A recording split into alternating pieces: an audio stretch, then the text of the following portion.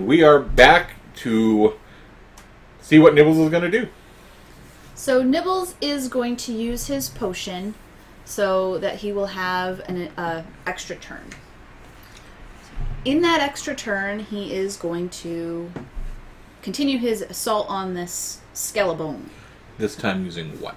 This time using the sickle. Okay. So I have 2 attack dice with the sickle and a reroll. Trying to find a place that I can roll without messing up the board. Oh! That she is does have a unfortunate. reroll, though. 1 melee.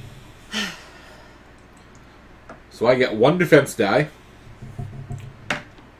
Nothing. So the Skelebone takes 1 damage. This is becoming more of a fight than I had anticipated. And the hey, at least it's a fight. Diva and the Skelebone slaughtered each other. So the Skelebone gets his return attack, scoring 2 crits right off the bat. So doing 3 damage. So I have 3 defense. Oh no, yeah, okay, because I rolled a range. Yeah, no, that's right. I have 3 defense with a reroll, so hopefully I can... Oh. Come on, Nibbles. So he blocks 1. He'll take 2. So he'll take Now, Nibbles taking damage isn't necessarily the end of the world, because Nibbles has this neat ability called Devour. When he kills an enemy, he heals all his wounds, because he eats them. With that mouth. Again, it's this cute little chibi game, but it is so dark. Alright, so now she's taking her attack action. Now, she can move if she wants. She still has her 3 movement points. The thing is, if she moves out of that space, even if she moves into the space with the Skelebone, she's going to trigger what's called a guard reaction. It's kind of like an attack of opportunity in D&D. The Skelebone will get another attack on him. I choose not to move. Okay. So that'll end my activation. Now, on my turn, I could rest and get Diva back out on the board. But I'm not going to. I'm going to activate Maya. Spend 1 movement point to go here. A 2nd movement point to go into this space. Now she's in a space with a portal. You can spend a movement point to activate a portal. When you activate a portal, you can teleport to any other space that has a like-symboled portal on it. So I'm going to spend her last movement point to activate this portal. To move to this portal. And then for her attack action, I'm going to attack this Skelebone with her Nova Bolt attack. Her Nova Bolt is a ranged attack, and if this rolls any crits, may target an additional enemy close to the target. Now, this Skelebone could be close to the Skelebone, but it's not because there's a closed door separating them. So, my Nova attack gives me 2 attack dice, and because I'm wearing a Sun Ring, I get +1 reroll. So I exhaust my Nova Bolt. Did you exhaust the sickle on his 2nd? Nope, I forgot to. Thank you for reminding me. Now, the cool thing about Maya, I can exhaust magic attacks twice. Normally, you can only exhaust something once, but I can put up to 2 exhaust tokens on magic attacks. So,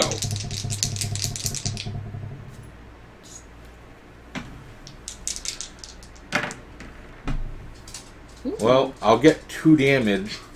The problem is I didn't roll any criticals, so I'm not going to kill the Skelebone. Because he has 3 health. Don't roll yet. I'm trying to decide if I want to use my reroll to try to get...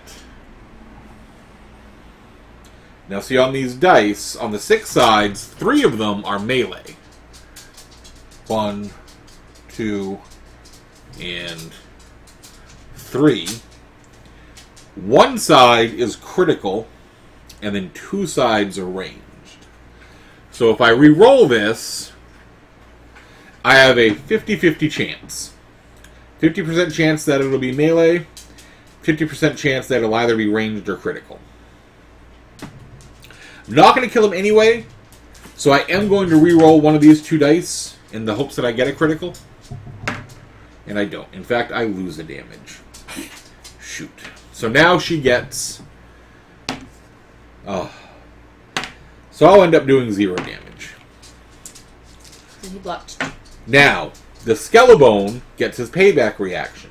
What that means is that he gets whatever his movement points are, in this case 1, so she can spend... Now, she can spend that movement point any way she wants.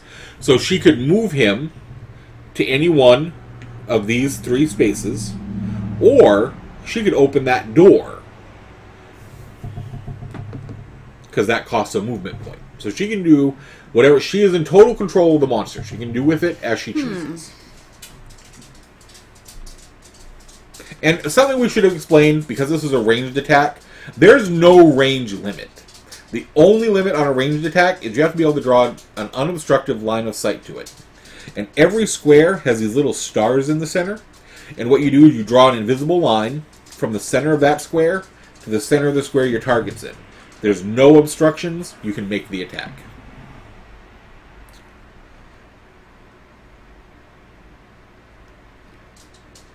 So I think I'm going to have...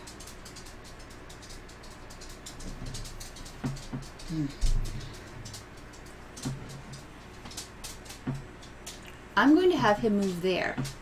So that way, when you come this way, you have to go by him. Yeah, because she couldn't have got him to a point where he could attack me. Right. And that is the end of my turn. Okay. So, for my turn, I'm going to have Scarlet move out 1 and join Nibbles in this square. Now, in this game, you can have up to 2 models in 1 square. Now, this, to her, counts as a full square, meaning she couldn't put any more of her characters in it, but Seth could walk through that square if he wanted. The Skelebone, however, could not. To him, it counts as blocked, because there are 2 enemy figures in the square. And Scarlet has a special ability, roll +1 die when attacking a flanked target, which means a target with at least 1 other enemy close to it. So because Nibbles is close to it, she gets her backstab ability. And that special ability is called backstab. So it's almost just like the backstab in D&D. So she's going to attack with her parrying blade, which gives her 2 attack dice. And then she's going to get an additional attack dice for her backstab ability. Ooh. And she has no rerolls. At least you got a critical. I did get a critical, so I will reroll one of those. So she got 2. It does already have a wound on it, so as long as it doesn't block it, that would be enough to kill it. Ugh. Blocks 1, so it will take 1 additional wound. This is the hardiest Skelebone ever. Now, these Skelebones are tougher than the Skelebones we fought in the previous. If you look on the bottom of the cards, you're going to see their level. This one is level 2 to 3. The Skelebones we fought previously were level 1 and did have less health. Ah.